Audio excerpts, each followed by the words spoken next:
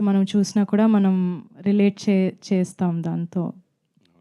జనరల్‌గా హీరోయిన్స్‌కి కెరియర్ చాలా తక్కువ ఉంటుందంటారు. హీరోలతో పోల్చితే గనక. Heroines maximum 5 years. అలాంటి హీరోయిన్స్‌తో మీరు నిజంగా వరుసగా సక్సెస్‌ఫుల్ సినిమాలు చేయడం, సెలెక్టివ్‌గా చేయడం ఈస్ గ్రేట్. బట్ ఎందుకు అంత చూజీగా, అంత సెలెక్టివ్‌గా చేయకపోవడానికి కారణాలేంటి? Main reason ఏంటనుకుంటున్నారసల? అది మీరు తె అది తెలుగు వాళ్ళకి తెలిసినట్టు ఎవరికి తెలీదు. నేనెందుకు చూజీగా చేస్తాను, అది ఎందుకు ఏంటి అనేది అర్థం చేసుకున్నది మాక్సిమం ఇక్కడే కదా! అందరికీ తెలుసు వై ఐయామ్ చూజీ. అది ఎలా అంటే ఈవెన్ పెద్ద పెద్ద సినిమాలొస్తే కూడా నాకు ఆ స్టోరీ ఉందంటే మాత్రమే నేను చేస్తా.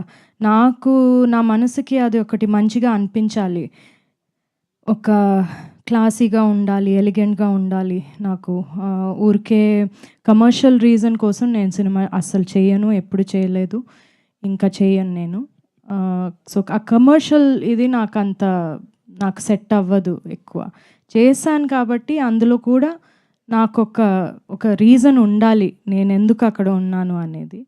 సో, అదొక పర్సనల్ సెన్సిబిలిటీ, పర్సనల్ చాయిస్ అది. లైఫ్‌లో కూడా నేను అలాగే ఉంటా. అలాగే సినిమాలో కూడా ఉంటా. సో, మీరు చెప్పినట్టు ఒక్క హీరోయిన్‌కి లైఫ్ తక్కువ అనేది కరెక్ట్ కాదండి అసలు. చాలామంది ఉన్నారు. ఇప్పుడు కూడా చాలా బాగా చేస్తున్నారు. చాలా యాక్ట్రెసెస్ ఉన్నారు. సో, అదొక ఒక బిలీఫ్ అంతే. అది it's not reality. I don't think that anybody హీరోలకి ఆ టైం లేదంటే హీరోయిన్‌లకి కూడా లేదు. ఎందుకుండాలి?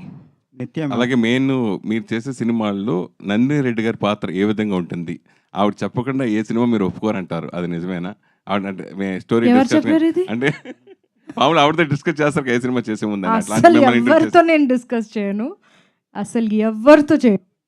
ఓకే. ఓకే. సరే. నిత్య మ్యామ్ హియర్. హలో. మ్యామ్, ఈ సినిమా తర్వాత తమిళ్ మీడియాలో మీ పెళ్లి